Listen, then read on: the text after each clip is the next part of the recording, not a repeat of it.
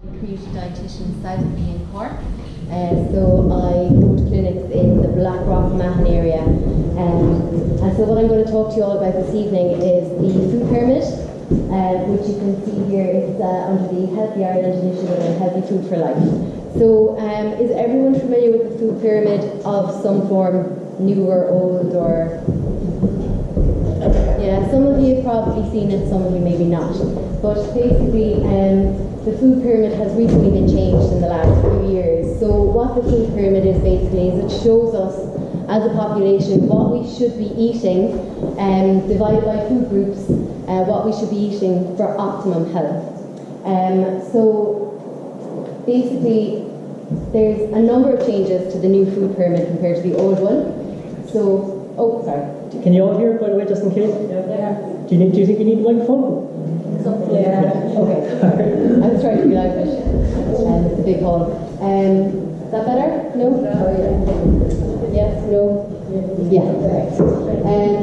So there's a number of changes with the new food pyramid. So the biggest change that they've made to the food pyramid is that they've separated the top shelf. So this might not make any sense to you at the moment because some of you may be unfamiliar with the food pyramid. But I'll just briefly run through the changes and then I'll go through each change individually. So they've separated the top shelf from the rest of the pyramid, and the top shelf, as some of you may know, is the high-fat, salt and sugar products such as chocolate, crisps and cakes.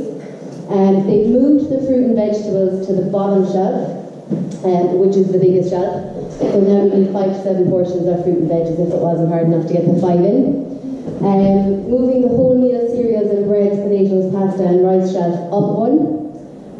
They've increased the serving size for that particular shelf and changed the range of servings, and there's an addition of average daily calories used as well. So that's what the new food pyramid looks like. Maybe you're all a bit more familiar with the visual aid of it. You all right? Yeah? So that's it. Basically you can see some of the things I've been talking about. So you can see the top shelf there. That is your foods and drinks high in fat, sugar and salt. So the reason that they've moved to that and removed it from the food pyramid is because we don't actually need these foods in our daily diet. But unfortunately they are part of our life. So the rest of the food groups in the food pyramid you do need for optimum health, whereas the foods on the top shelf you don't actually need, but they are obviously available in society at the moment. So I mentioned about the fruit and veg being on the bottom shelf now. As you can see, we now need 5 to 7 portions of fruit and vegetables every day.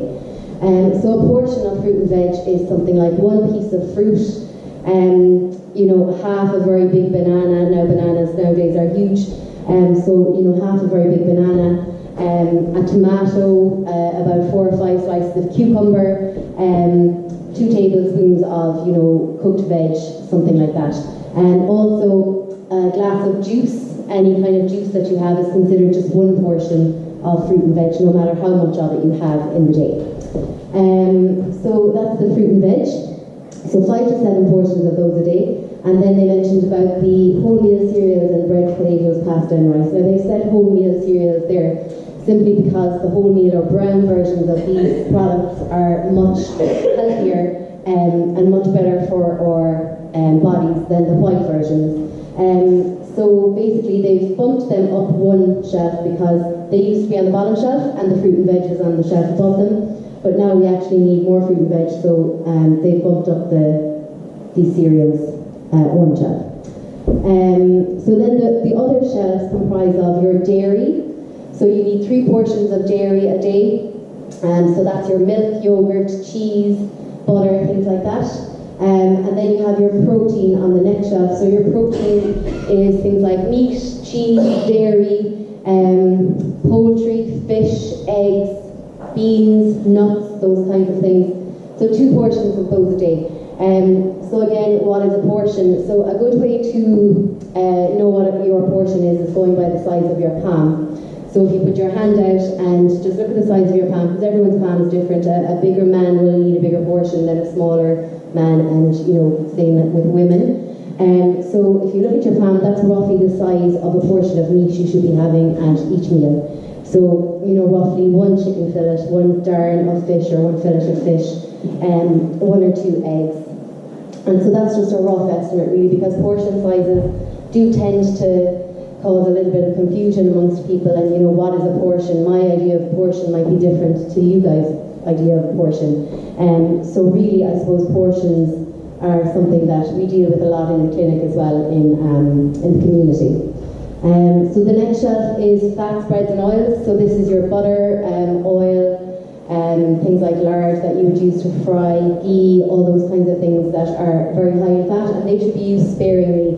So, if you're having chips all the time or fried foods all the time, that's just using a little bit too much fats, oils and spreads there, and that there's very high calorie and high fat content in these foods, so they should be used sparingly.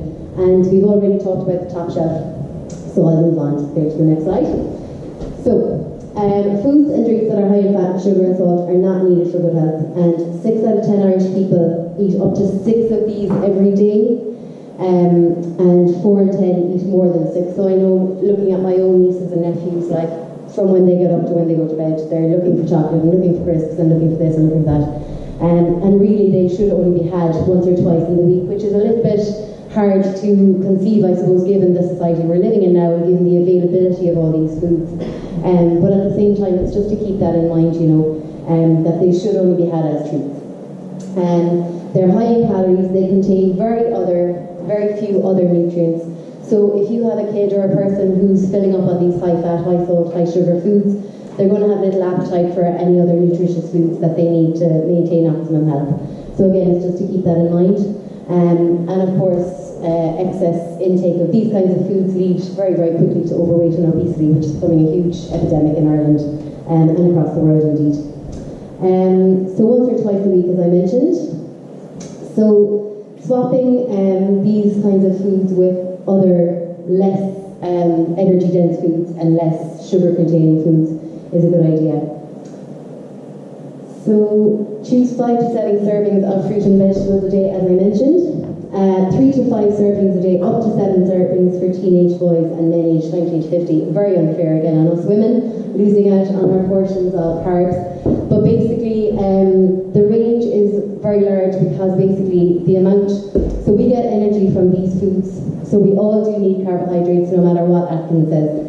We do need them, and we need them for energy. And basically, if you think of a 17-year-old boy who's training rugby or playing football every day, or doing Ironman or whatever it is, compared to a woman like me, sedentary job, 37 years old, not burning a lot of calories every day. I need less servings of these kinds of foods because I'm burning less energy every day. So the 17-year-old boy is also going to need up to 7 portions of this food group every day. So really, I suppose it just depends on your gender, your age, and your activity levels, really. So this is just a little bit about the different serving sizes and the different populations and cohorts in the population that need different amounts of those energy-containing foods. So I'm not going to go through that, but very quickly I'll just give you an idea of what a serving is, because again it comes down to portions and all. What is a portion? So 2 thin slices of bread is 1 portion. Now, I'm not talking about when you cut yourself, the lovely crusty bread that you get in Super Value in town. And there's about a loaf of bread in 1 slice. So it's the regular, pre-sliced bread that you get, and that's 1 serving. So 2 slices of that is 1 serving. You have half a cup of dry porridge as a serving, 1 cup of your flaked type cereal, so like cornflakes, Special K, those kinds of things, 1 cup of cooked rice.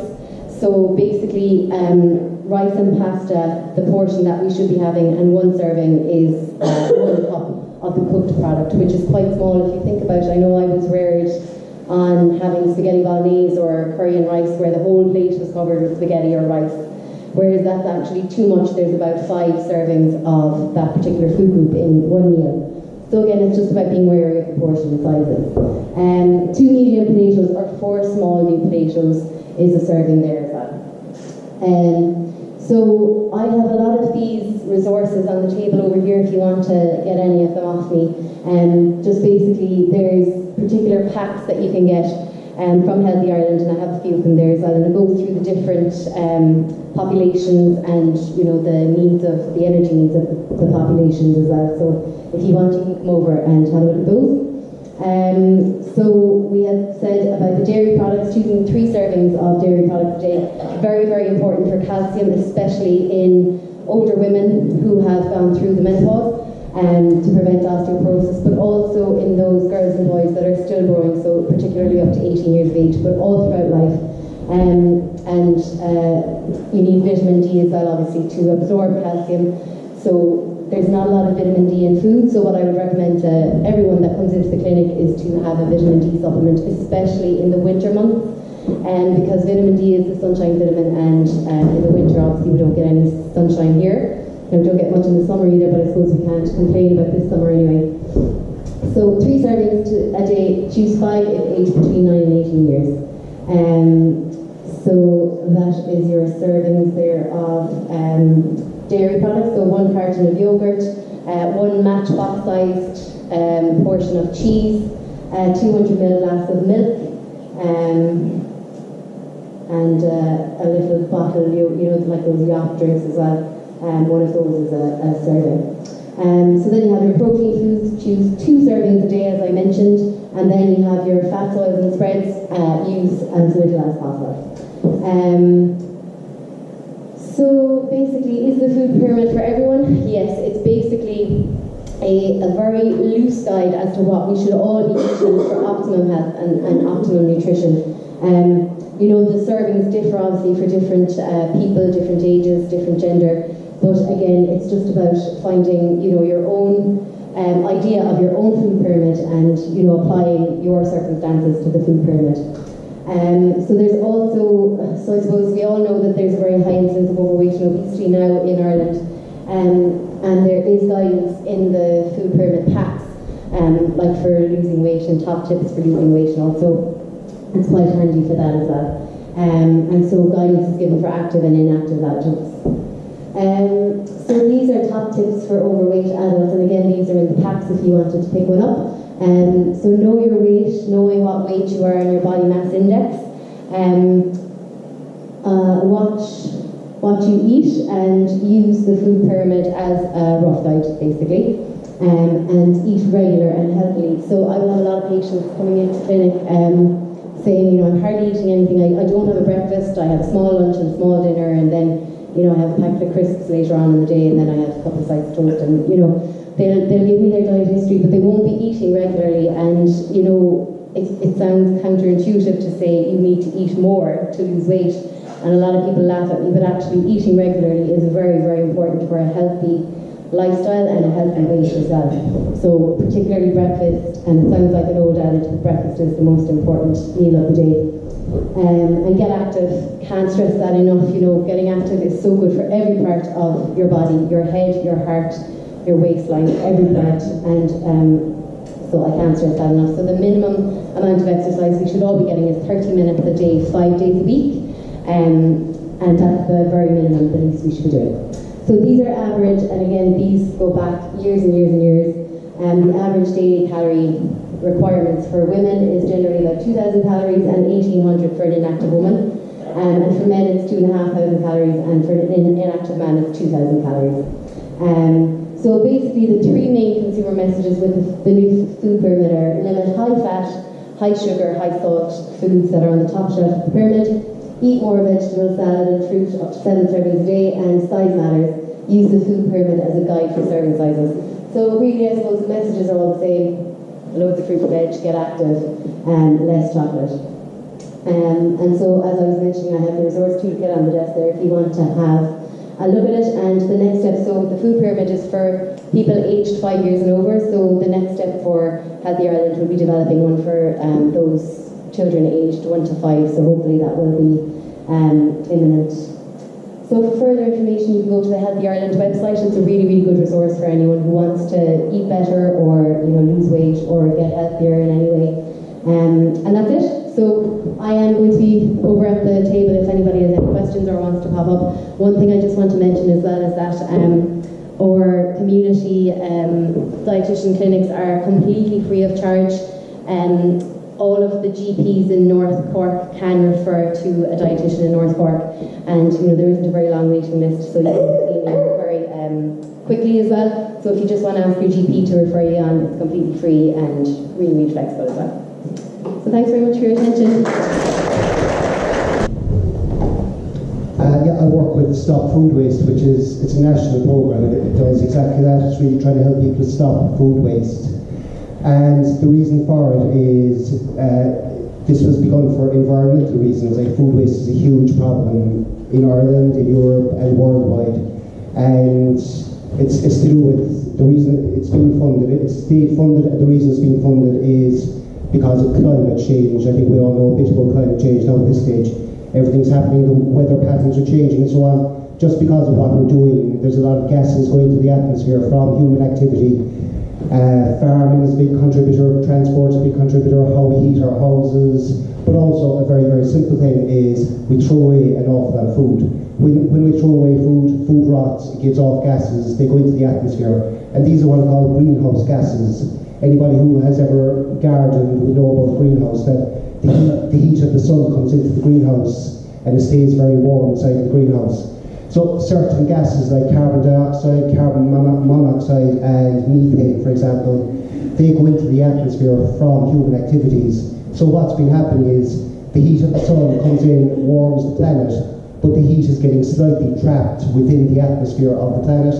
So the planet is becoming warmer in recent centuries and especially in very recent years. And it's something we need to be a bit concerned about. Like, weather patterns are changing. We're getting more extreme storms, more extreme rain, more extreme wind. Other parts of the world that are getting more drought, more floods and so on. And it's something that's affecting the whole world. And anybody who's been watching the news knows that they're talking about a 1.5 degree limit. We want to limit the amount that the planet warms to 1.5 degrees Celsius, which might sound like very much, but when the whole planet warms by 1.5 degrees, then things start getting interesting, let's say, and maybe not in a good way. And a very simple way we can contribute to a positive change is simply by reducing our food waste. It's, like I say, it would make a big environmental change. It would also make a huge financial change. 1/3 of all the food that we buy in Ireland gets thrown out. 1 million tonnes of food every year is thrown out in Ireland. That's about 1/3 of that is from industry, processing food and so on. About another 1/3 is from commerce, like supermarkets, hotels, restaurants, canteens and so on. But then there's another 1/3, 340,000 tonnes every year is thrown out by householders. And it's difficult to imagine that much, 340,000 tonnes, what is that? But if you imagine a car, like if anybody here drives a small car like a Ford Fiesta or a Nissan Micra or any kind of little hatchback car, that probably weighs about a ton. And 340,000 of those every year gets thrown out in waste by food waste by households. So it's quite an immense amount. And it's a habit nobody really wants, but it's something that happens very, very easily. It's just our approach to food, our behaviour with food it's a bit careless, it's a bit lax, and I suppose we're a bit maybe insecure about things as well. Like, we're afraid that we won't have enough food in the house, so we end up having too much food in the house, and we end up throwing out quite a lot of it. And what we've done in Stop Food Waste, like I say, it's state funded, it's going since 2009, and it's a national programme, but it's managed from Cork, Bishopstown near Cork City, and it's a group called the Clean Technology Centre.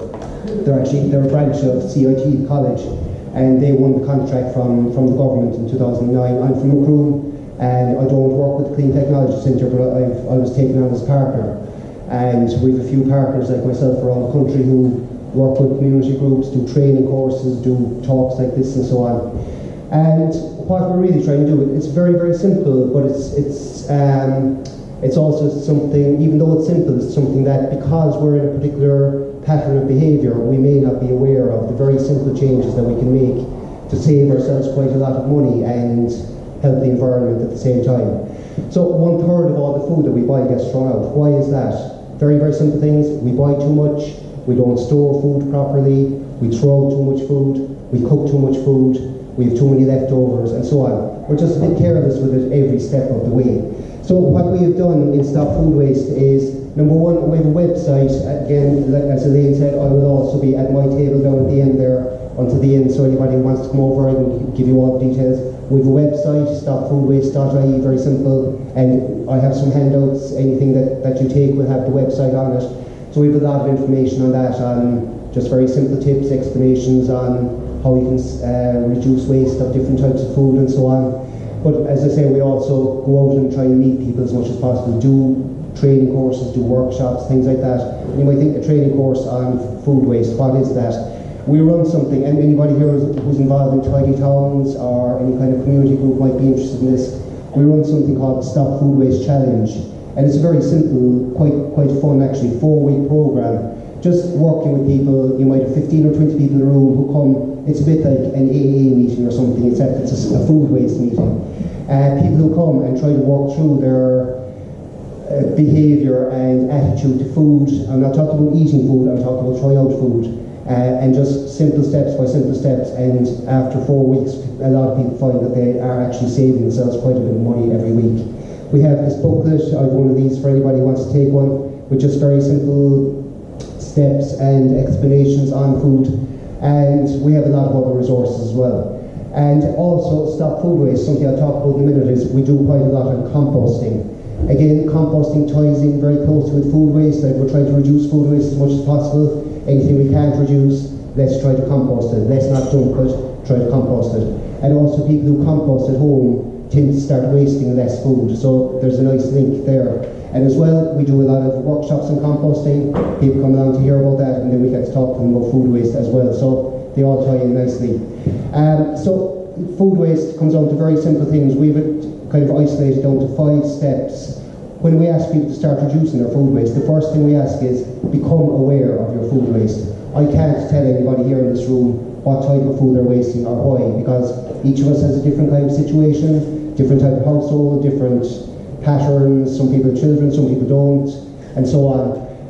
But within a household, there's a repetition of behaviour, there's a repetition of patterns. So like, what we'd ask people to do is become aware before you throw out your food, maybe keep it in a separate container. Just have a container that you put your food waste into, and put your food waste into it, weigh it if you want to weigh it, that's really interesting.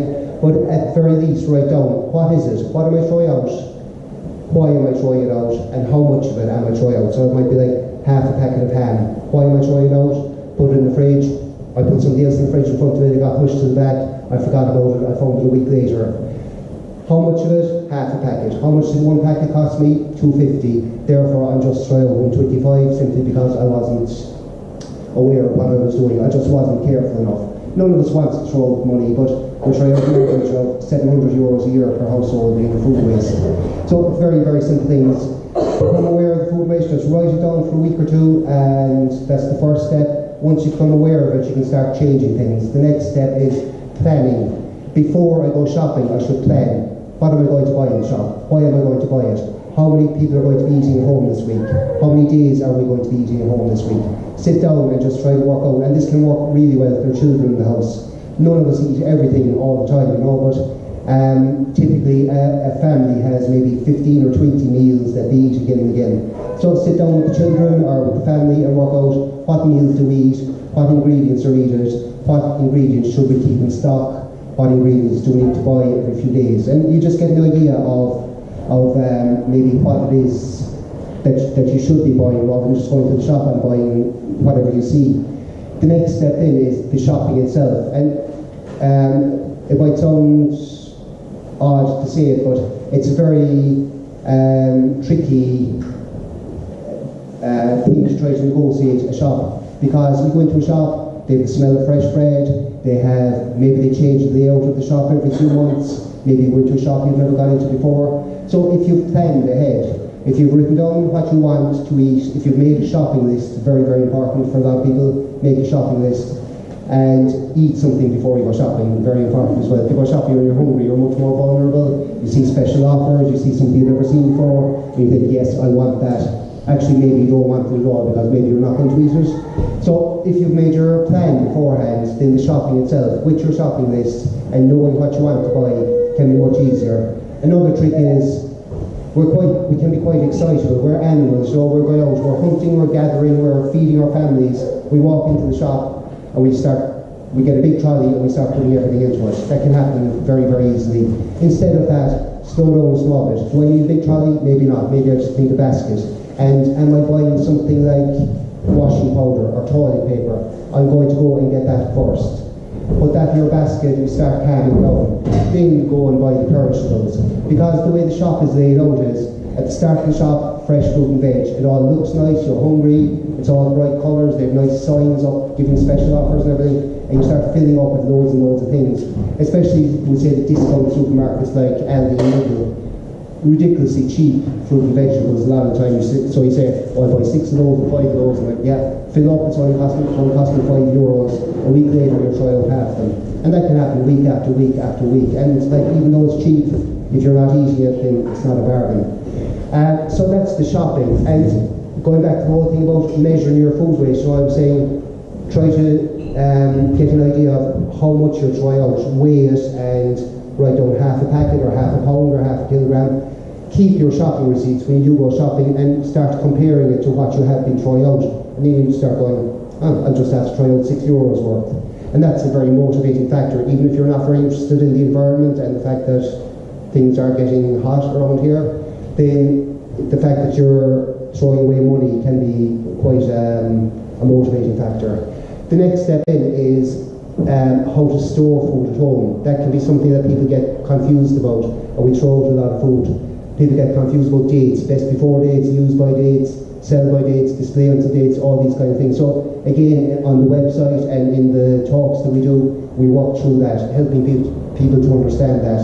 Like a lot of older people tell me that their children, even their grown-up children, throw out a load of food simply because it's almost at the use by date or best before date. It's like, there was a time when these dates were not on food. We used our eyes, we used our nose, we used our sense of taste and so on. That's gone off, I'm not going to eat it. That smells fine, I'm going to eat it. So we shouldn't be too influenced by dates, but we should understand what they mean. But like a lot of things, but like sell by dates have nothing to do with the quality of the food. They're for supermarkets to manage their stock, get it out of the shop, because there's more stock coming in. You know, sell it by the 7th of November. Get it out, there's more stuff coming in, dump it out the back of the shop, and that's, again, contributing to food waste. So storing of food, how to use the fridge, how to use the freezer, and so on, very, very simple things. And finally then there's cooking and leftovers, and Elaine talked about portion size. I'm not here to tell you how much to eat, but I am here to say, please don't cook too much, you know. Don't cook it and have it left over and then get thrown out. So a couple of just nice little things we have is, this is a rice measure. 1 scoop of dry rice will expand as you cook it, because like, what happens is we tend to cook a lot of rice. We put the water boiling, we throw in some rice in the packet, we go, that's not enough, we try more, that's not enough, we try more, and then it expands, and we got like enough rice for 8 people when we're only cooking for 3, and so the rest of it goes in the fridge and we forget about it, and 2 days later we throw it out. So that just doesn't make sense. So very nice for measuring rice. This also works for porridge. And another one then is a spaghetti measure.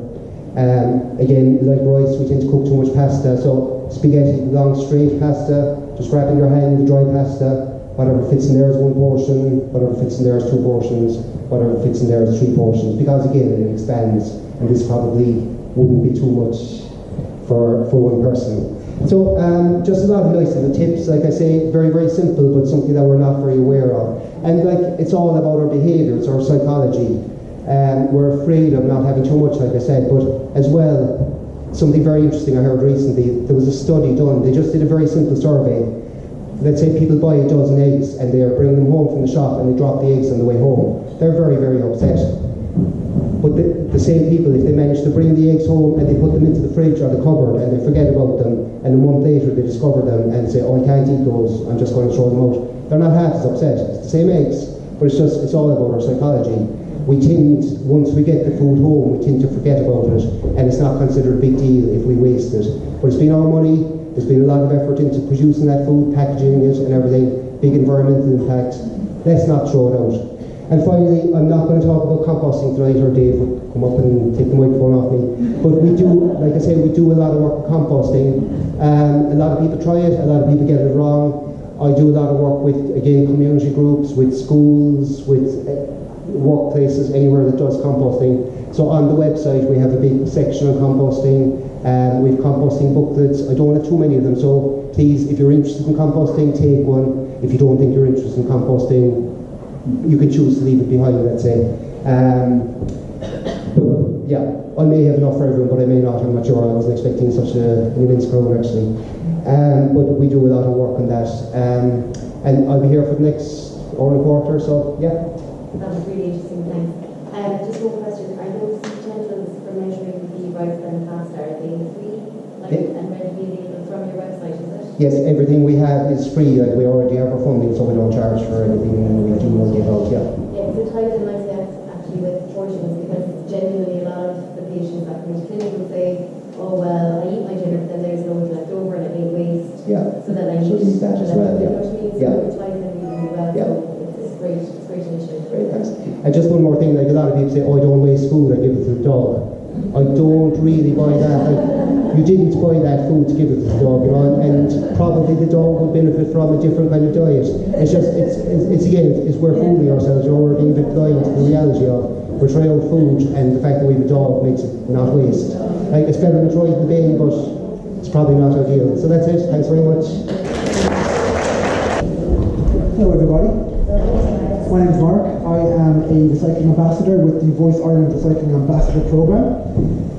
Voice Ireland is an environmental advocacy group that have been tasked by the Irish government with running a series of workshops up and down the country to help educate people about what should and should not go in the recycling bin. So the aim of our programme and our workshops is to help people better understand what goes in the recycling bin and help them avoid contamination. We want to see an increase in the level of household recycling and a decrease in the level of contamination. The whole programme, as I said, is government funded. It's funded by the Department of Communication, Climate Action and the Environment. It's in partnership with REPAC, and it's run with the support of the Irish Waste Management Association and the Regional Waste Management Offices. And as I said, the whole aim is to help improve household recycling rates. Ireland is a consumer-based society, and as such we produce a lot of excess packaging and waste. We actually produce a lot more packaging and waste than most countries our size would, so we're producing far more than we should. We're one of the biggest producers of waste packaging in Europe. Combined with this is the fact that we have a serious problem with contamination. While we have been recycling very well for 30 years now, we still have a big problem with contamination. 1/3 of all the recycling that ends up in our recycling plants is contaminated in one way or another. By contamination, I mean there's something in that recycling bin that doesn't belong there. That might be household waste, it might be leftover food or dirty items like nappies. It may be recyclable goods, so goods that are ordinarily recyclable, but just in this particular instance aren't clean enough to go into your recycling bin. Or it may be an item which people mistakenly presume is recyclable. So certain types of plastic, what people presume they're recyclable are in fact not recyclable and do not belong in your recycling bin, they belong in your rubbish bin. So that's all contamination. And as I said, 1/3 of all recycling that reaches our recycling plants in Ireland is contaminated one way or another. And the unfortunate problem with contamination is that if you put contaminated recycling in with clean recycling, the contaminated recycling tends to contaminate all recycling, and eventually you end up with a truck full of contaminated recycling. So, as I said, the Department of Communication, Climate Action and the Environment, along with all the various waste management authorities, as well as all the recycling facilities and bin collection companies, have all come together and developed a new message, a new scheme to help educate people of Ireland about what should and should not go in the recycling bin. And that's what I'm here to talk a little bit about today. So I could spend all night telling you what doesn't go in your recycling bin. It's much easier to break it down to 5 basic categories of what should go in your recycling bin. And as you can see here, we have the first 4 categories up on the screen. So the first category is one we'll all be familiar with. It's the aluminum cans. That's the like of your Coca-Cola can, your beer cans, any of these cans that can be squished down, compressed down very easily. And we'd like to see them in your recycling bin as long as they are clean and dry. Okay? The next category here is the steel cans. You can see them up here. And again, something we all have at home It's the likes of the baked bean cans, the soup cans, dog food, mushy peas, any of the harder steel cans. Again, once it's clean and once it's dry, it will go in your recycling and it can be reused multiple times in its life before it becomes a product that can no longer be reused. The third category is paper. Paper is historically one of the largest groups of items we get in our recycling. Paper can be reused, any sheet of paper can be reused up to 7 times in its life, if you recycle it. Obviously, if it goes in your waste bin, it's no longer being used. So paper includes everything from newspapers, printing, emails, catalogues, the glossy catalogues that we get through our doors and in our newspapers. Certain types of potato and animal feed bags are also made out of paper.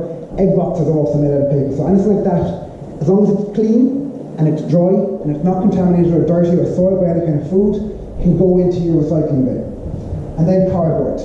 Cardboard is quickly becoming the largest item that we see in the recycling bins. It's one of the biggest growth areas in recycling. And that's because many people now are ordering items online. And a lot of what we get online arrives in parcels like this. So cardboard is another area which can be, the material can be reused widely up to about 6 or 7 times in its life, as long as it's suitable recycling. So it has to be clean and dry, can't be soiled or contaminated, and it has to be as free as possible from the likes of this here, little bits of sellotape, masking tape, packing tape. They're all generally plastic derivatives. They don't go in recycling bins, so we ask people, if possible, to peel them off before putting it in. The next category is the category which causes all the trouble. These are your plastics. So plastics come in many different shapes, sizes and colours. They all have different, very fancy technical names like PET1, HDPE2, and there's a gazillion more I could rattle off. But what it comes down to is different types of plastic. So the first category of plastic we see here is the PET1. They're your water bottles, your see-through bottles, the likes of a water bottle, a juice bottle, anything that once it's empty, you can see through. Again, once it's clean and dry, you can go into recycling. The next category in the plastics are the HDPE2 bottles, or plastics. They are the likes of this. They're non-see-through bottles. So the perfect example here is your 2 litre of milk. Again, once they're clean, free of contamination, free of any milk, they can go into the recycling bin. The final category is the hardest category. It's kind of the miscellaneous category. It's the one-for-all category. It's your tubs, your trays, your pots. Things like this cookie tray. This is a pot of olives, your soup containers, your butter trays, yogurt pots, soup containers like this here, yogurt pots, everything and anything, okay? The one thing all these 3 categories have in common is that they are all 3D rigid plastics. They're hard plastics. They have a shape, a definite shape.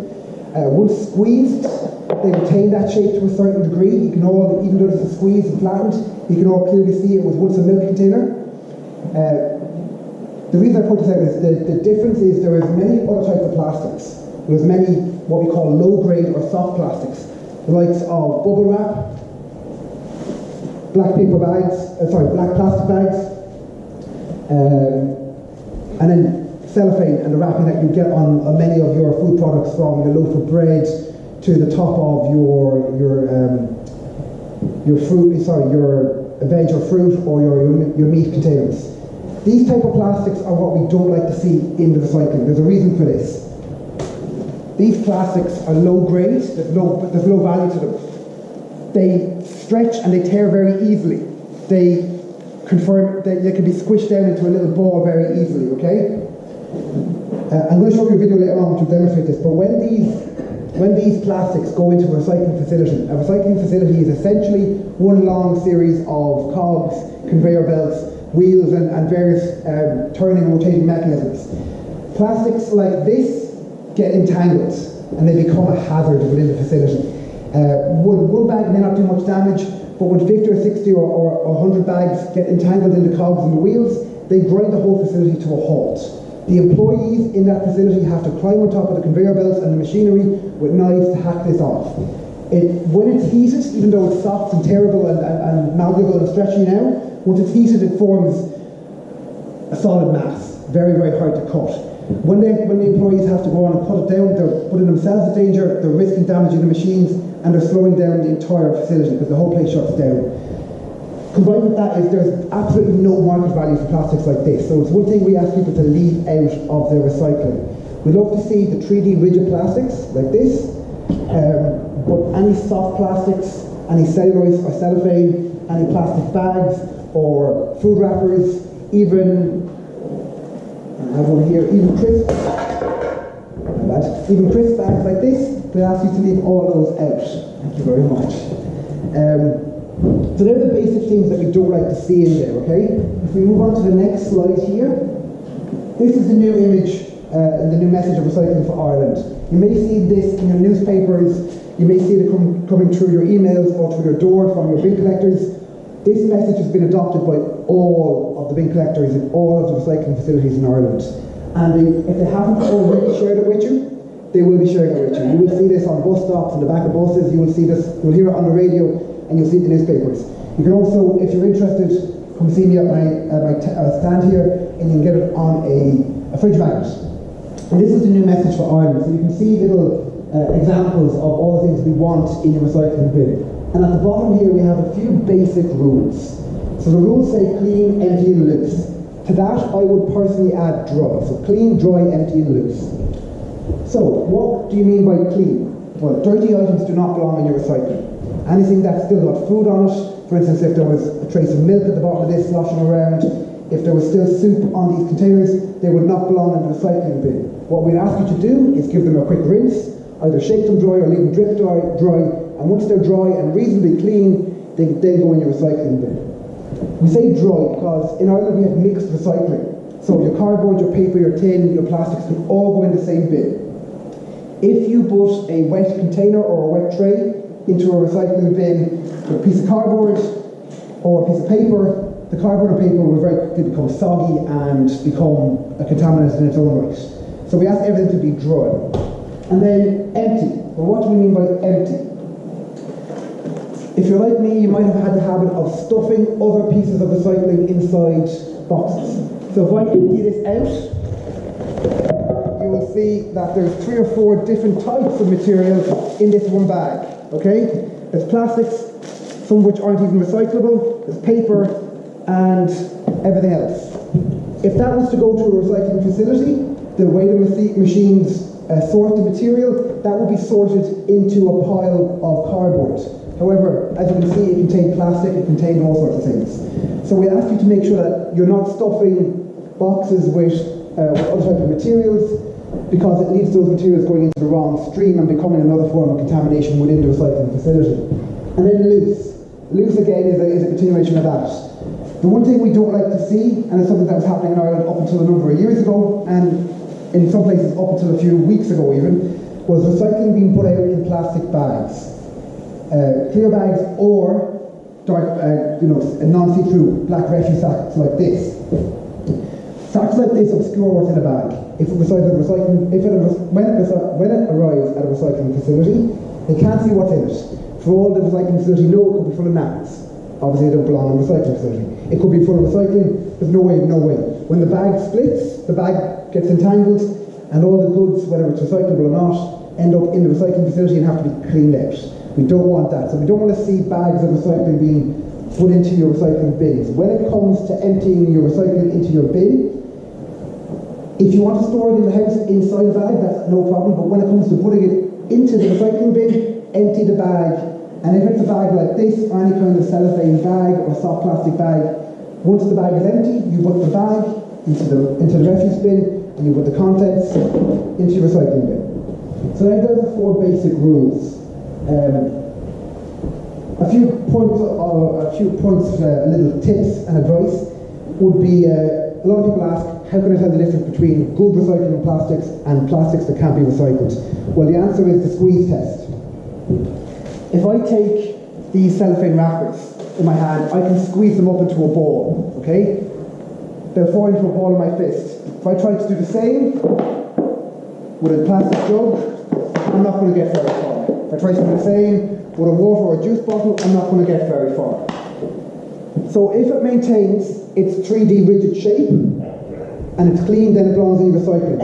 If it will stretch or tear or squeeze into a ball, then it absolutely goes into your refuse bin, your rubbish bin. Another thing we were asked is, how clean does it have to be? I don't expect anyone to waste the whole evening scrubbing out the plastic pots and containers. I don't do it myself, so I wouldn't expect anyone else to do it.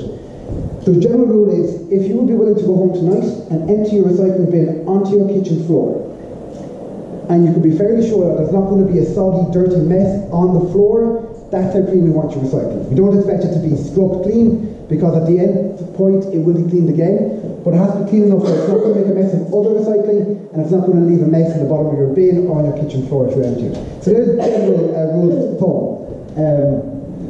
I've just been told I'm running out of time slightly. However, if you're interested in finding out more, or I was going to show you a video if you want to see that, please do pop over to my stand. I will be handing out some recycling magnets, and I'll be happy to demonstrate the recycling again and to answer any questions you have. Hi guys, thanks for staying on for a bit more information. What I'd say to you is I'm going to be doing a bit of cooking. So for people kind of who are down the back, if you want to either stand up around the side or come up a bit, feel free to do it so that you can actually see what's in it.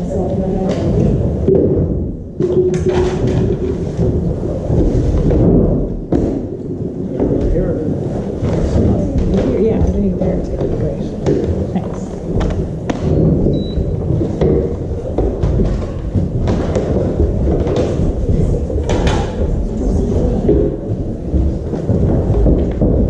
I won't have the microphone either on me. If you find it hard to.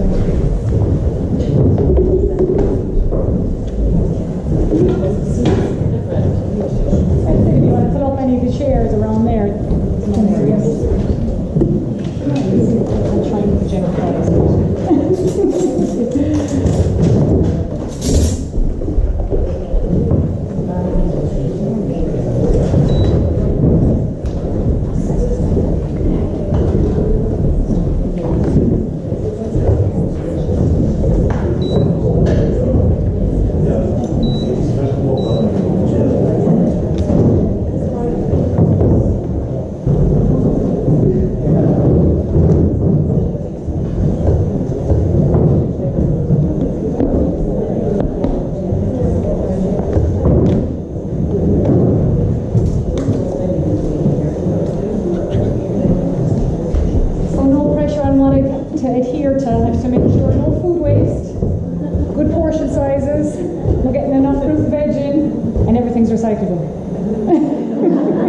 We're all over it. Great.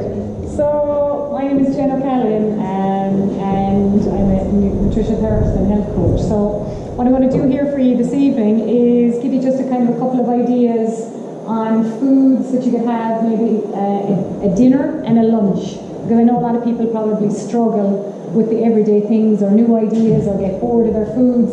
So I suppose initially it's kind of to think, you know, why bother eating healthy food? You know, what's the motivator? Because I suppose we know when we don't eat great, we don't feel great. So when we kind of get more nutrient dense and good foods into us, then that's when we start to feel better. Would you agree? Mm-hmm. Yeah, you know, sometimes you get that kind of blood sugar drop in the day where you feel a little bit sluggish, where it starts to kind of, you could just have a little nap. I think we've all experienced it, where our blood sugars can be a little bit imbalanced throughout the day. So what you want to do is try and keep that nice and stable for yourself so that you have good energy as well throughout our day. So what I'm going to start off with is I'm going to do a chickpea curry. Now, I'm just going to keep it vegetarian tonight, but you can add in chicken, turkey, fish, or anything like that. There's no problem. So when I'm thinking about this time of year, we're thinking about how do we keep our immune system up. So what foods am I going to bring into my everyday so that I'm going to build my immune system so I can ward off the colds and flus and everything that are kind of coming in this time of year. So I'm always going to start off with the onion and garlic. Garlic should be in your everyday. It's a natural antibiotic, it's a natural antiviral in our body. So is it something you'd use in your cooking? Yeah. absolutely. So I've got garlic and onions, so they're great good liver foods as well. So if you're, this time of year, it's a great time as well, you know, before winter or before Christmas comes and before the overindulgence, just to help the liver with the detoxification as well and clearing things for us. So onions and garlic are great. And again, of course, we're thinking of our portions of vegetables coming in. So already we've got our garlic, we've our onions, and we've got red peppers. And the other thing I'm always really mindful of as well is colours. So what colours are you getting in? When you know, even when you're looking into your shopping trolley, it should look like a rainbow of colours with the foods that you're getting in. Because the different colours give us different nutrients.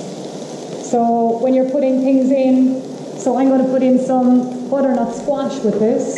So what I did with this was I roasted it. I would do the same if I was doing soups. It just gives a nice bit of added flavour as well. So roast your butternut squash, put it in the oven. All I do is slice it down the middle, a little bit of olive oil, into the oven for about 30 minutes at about 180 degrees. So it's all done there for you. The butternut squash, you can see the orange colour. So we're thinking of vitamin A and carotenoids going into the body. So vitamin A we know is good for our eyesight. It's also good around our immune system and health as well. So it's a nice one to get in. Because I know it's a hard one to chop and cut, especially if it's raw. So that's why I would say just look at getting it, cutting it in half and putting it into the oven and roasting it. Get the nice smells already. So a lot of people get caught then for sauces and what kind of sauces will I put into it. So again, keeping things as natural as possible so that we don't have any, because a lot of the jars, a lot of the containers, we know have a lot of preservatives and additives and that into them. So a lot of the time as a base for a sauce, I'll start with maybe the tomato puree. Okay, so we'll get that into our pan. And then depending on how hot or not that you like it, we'll add a little bit of spice. But think of the things again this time of year, so we'll think of maybe turmeric, ginger, stuff that's nice and kind of anti-inflammatory and nice and warming for the body as well. So I've got a nice bit of ginger. You could grate in some raw ginger, so I'm putting this on top of the tomato puree.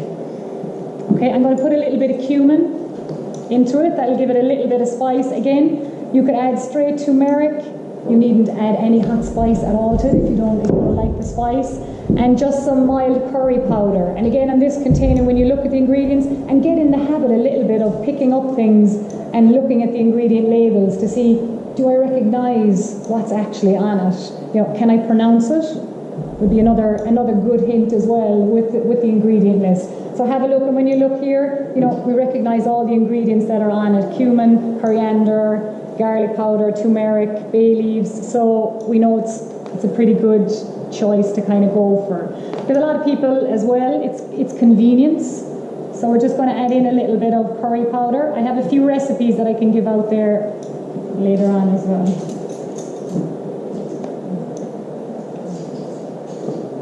So do we like spicy or not? Here for tastes afterwards.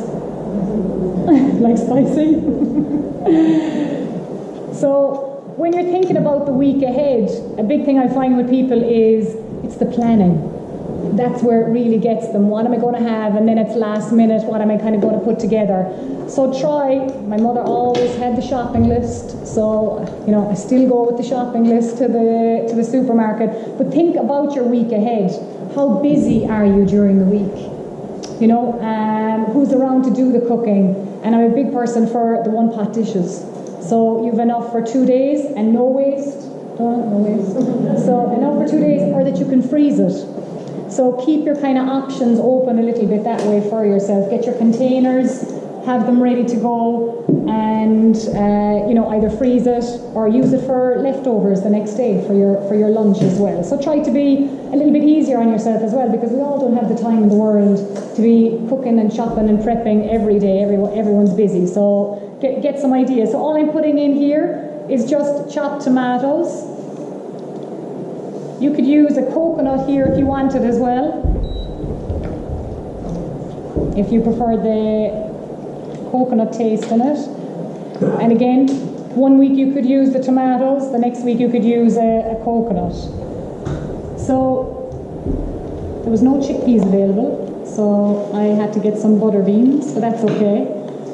So again, we're thinking, what's our protein source? So this is what our protein source is in this dish. And this is what will help kind of keep those blood sugars balanced as well throughout the day.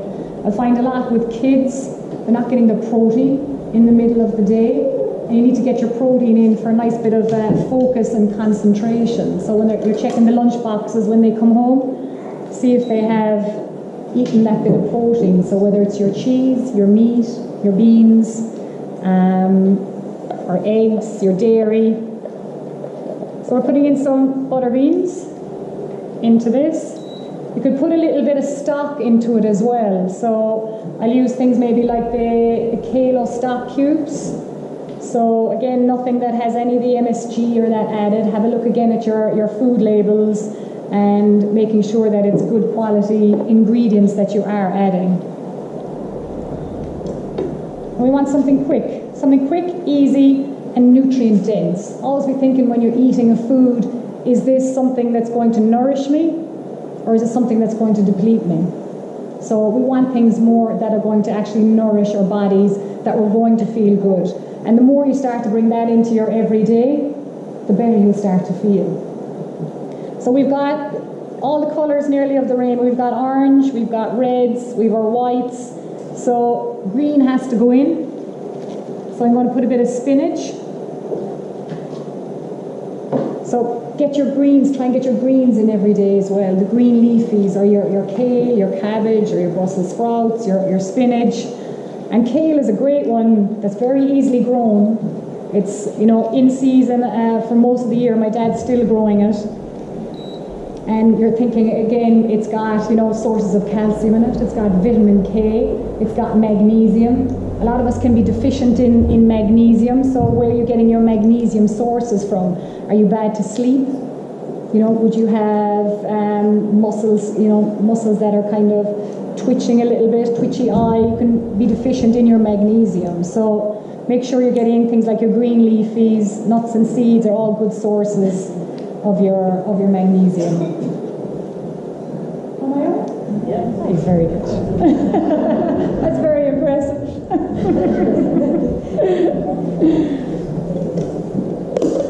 Okay, so then you can, that's made in minutes. Very easy, coming home. If you can, if you don't have much time, all you need to do is maybe the evening before is roast off the butternut squash.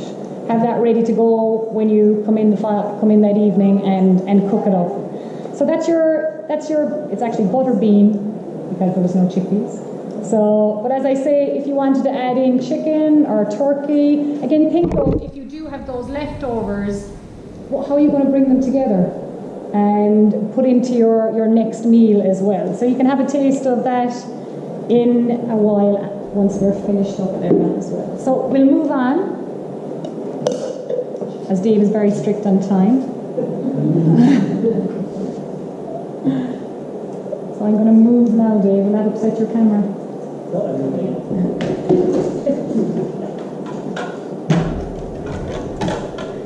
What do you find the hardest about cooking in your every week? Is it ideas?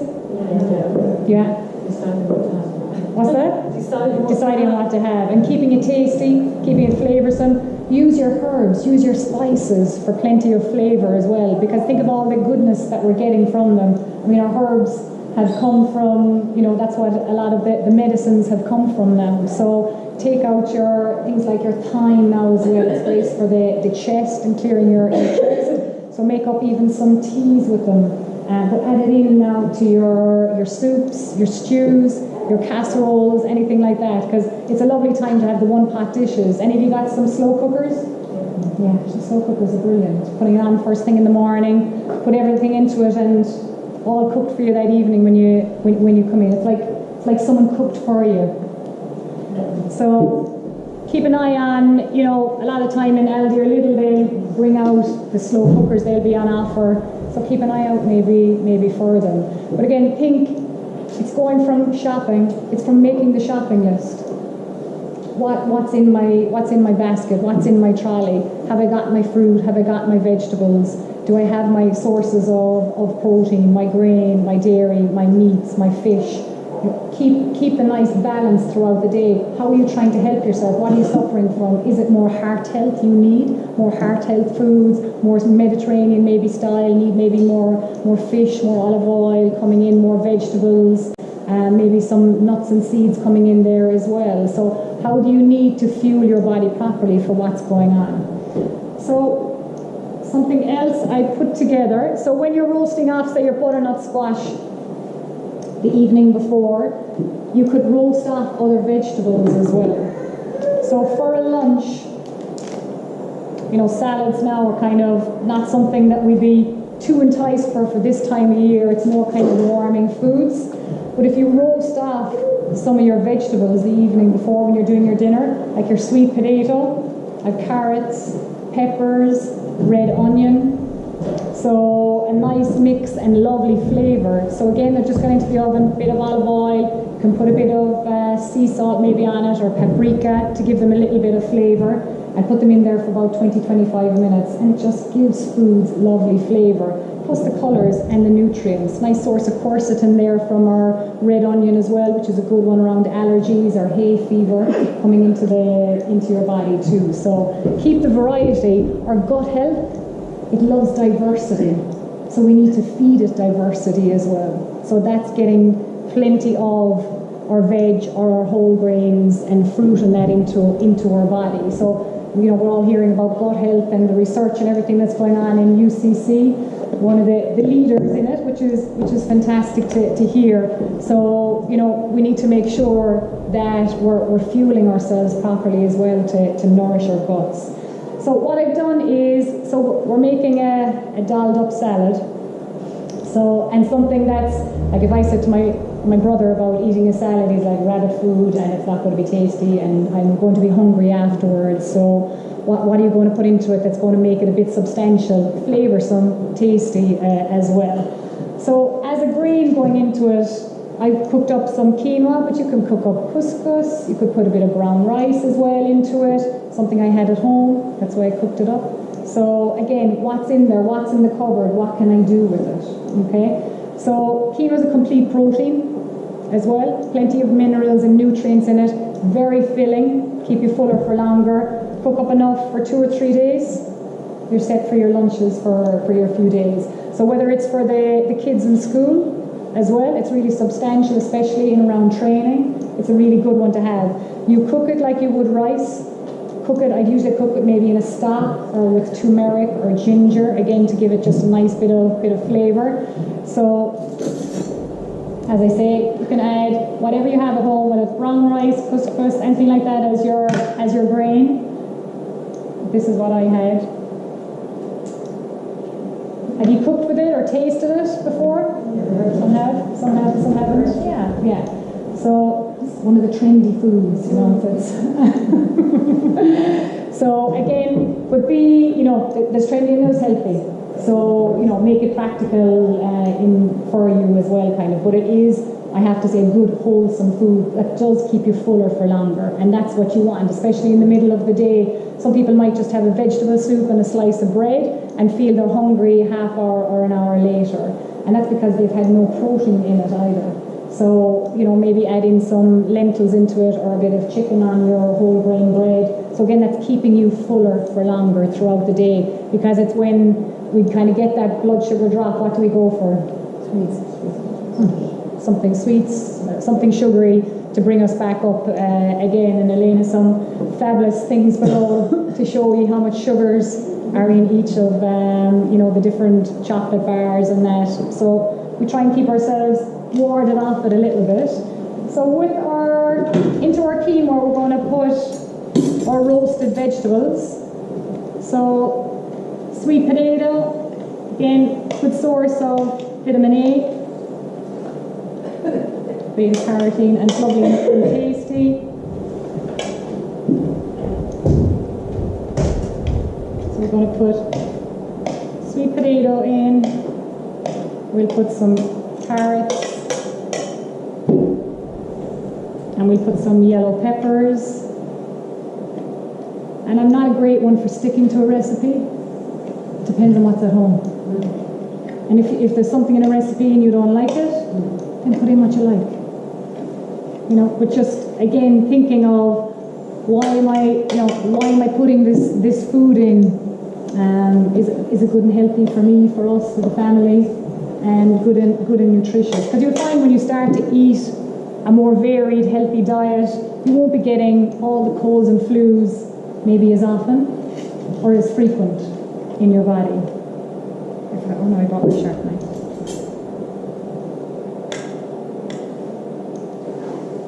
Any questions? Are you using herbs to flavour your foods? Yeah? Cumin, the cumin used in the first cumin, was it what you used? Yeah, cumin, ginger, and mild curry powder. What's cumin good for? So, cumin, again, you're kind of into the anti-inflammatory side of things as well in the body. Nice spice, nice heat. So, you know, again, some people wake up and they're very cold, they have cold circulation. So it's a nice one in around getting your circulation going as well, heat in the body, especially for this time of year. A lot of people with thyroid would have cold hands, cold feet. And make your food look attractive. Don't make it boring for yourself. You know, sometimes food is made up and it's like, oh, you know, I'm not even interested in eating it. So it should be tasty. It should have the nice smells, because that's what starts to get our enzymes and all that going. You know, the digestive juices flowing from even the smells. And that's what helps you actually break down your food so that you can absorb the nutrients from your food. So, you know, slow down as well. Chew your food. Your mouth is the first stage of digestion, where we actually start to break down foods. We've got amylase in there as well to start breaking down the carbohydrates. So just give yourself a chance to slowly digest your foods. A lot of people suffer with bloating, and sometimes it's just because you're rushing and racing. So just give yourself a chance to sit down and actually eat and nourish your body. So what I'm putting in there is some mint leaves. So again, this is going to be nice and flavoursome. And we're going to add in some feta cheese. Again, you could add in some sardines, tuna, mackerel, something like that into it. So you want to get your omega-3s in, again good for heart health. So your sardines is a nice source of calcium as well.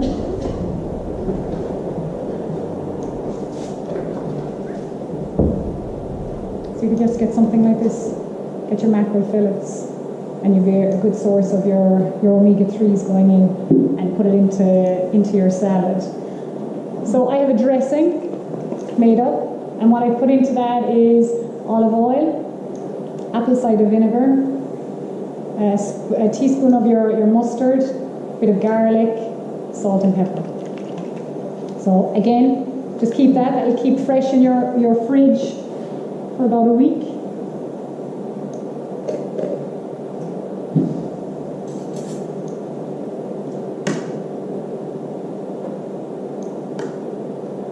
Again, keep it interesting for yourself, and keep it flavoursome as well.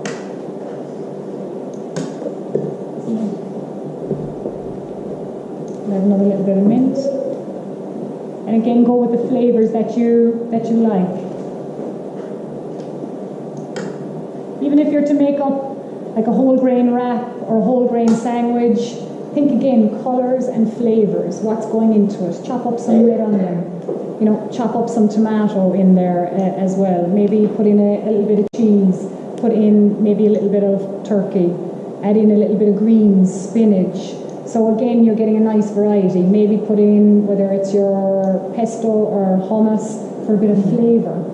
So again, keep it tasty for you, so that it's encouraging you to kind of eat more foods. And again, how can I add more nutrients to it? What else could I put in?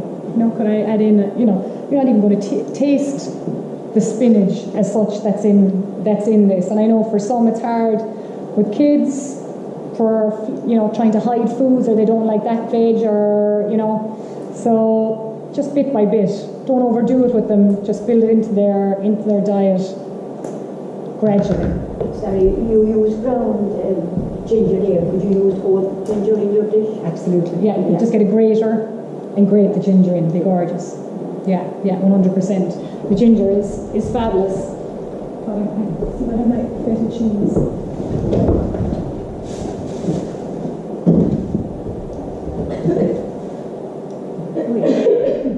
A bit of cheese and a bit of beetroot.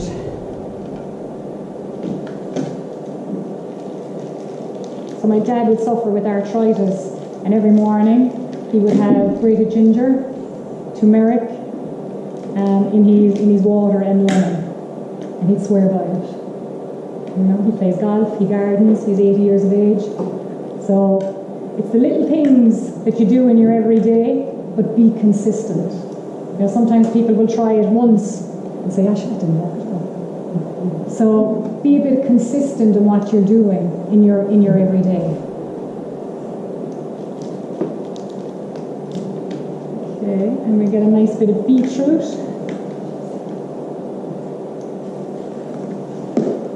So beetroot's good for the heart, contains nitrates. And another nice bit of colour, and adds lovely flavour.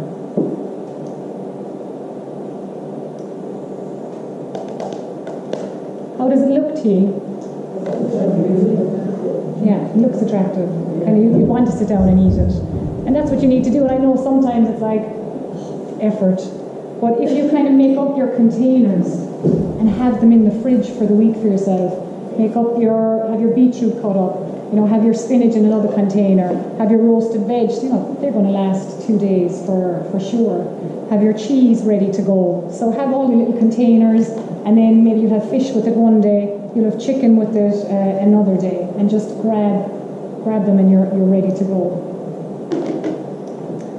So that's those two dishes. So we've got the chickpea stew and we've got our quinoa salad. So if you're looking to do like kind of healthy snacks then as well for yourself, you can do something like your oat cakes, piece of fruit, a few little nuts.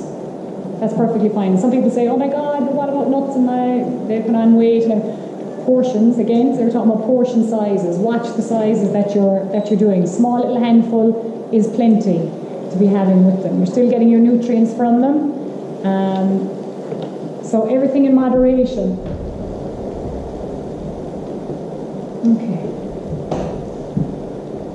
So for some snacks, because I think this is one that people struggle with hugely, is their snacks, because we want something nice with our snacks, or the kettle is on, and you know something has to go with a cup of tea. That's why the herbal teas can be good sometimes, because we don't associate something nice with the herbal teas a lot of the time. So that's why they're good. So we could have, as I say, so snack, piece of fruit, handful of nuts, few seeds. That's an easy one. So if you want something maybe with a little bit more flavour, you could have your oat cake. You could put some cottage cheese on it if you wanted. But we're going to put a little bit of hummus. Hummus is very easy to make. It's just chickpeas, garlic, lemon juice. Some people put a little bit of the tahini. What's tahini? It's milled sesame seeds. Okay, and sesame seeds another source of calcium as well. So, and you've got a source of protein in there. So, some people put it in, some people don't. You can put a bit of coriander. Sometimes I'll add a bit of beetroot to it to give it a nice bit of flavour with your hummus as well. So we'll just put a little bit of hummus on the oat cake.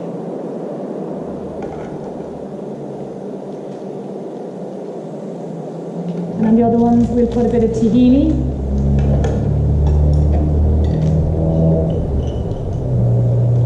And we can put a little bit of banana on this. And some for teenagers, they might put a bit of nut butter and a bit of banana on it. Especially at night time when they're looking for something. We can add a little bit of banana.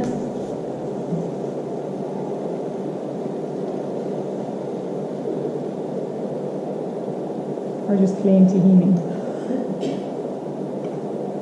You could cut up a few carrot sticks and just dip it into your hummus.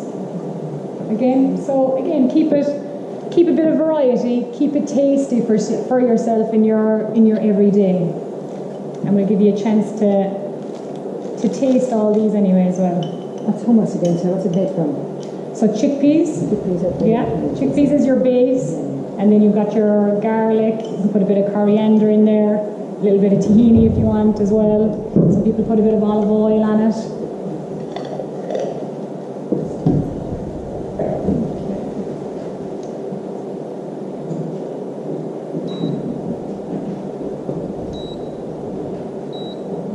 Has a mind of its own.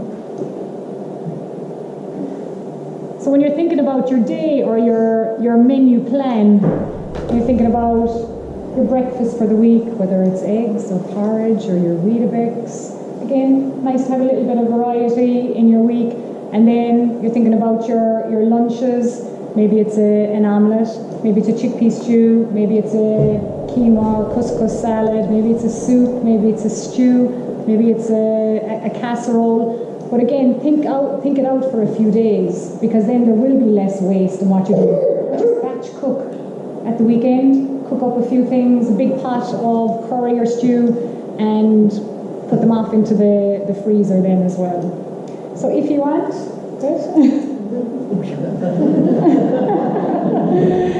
just got it all in. You can come up. I got out some spoons. I have a few anyway as well. We have a few spoons. And you can go up, have a taste or a chat.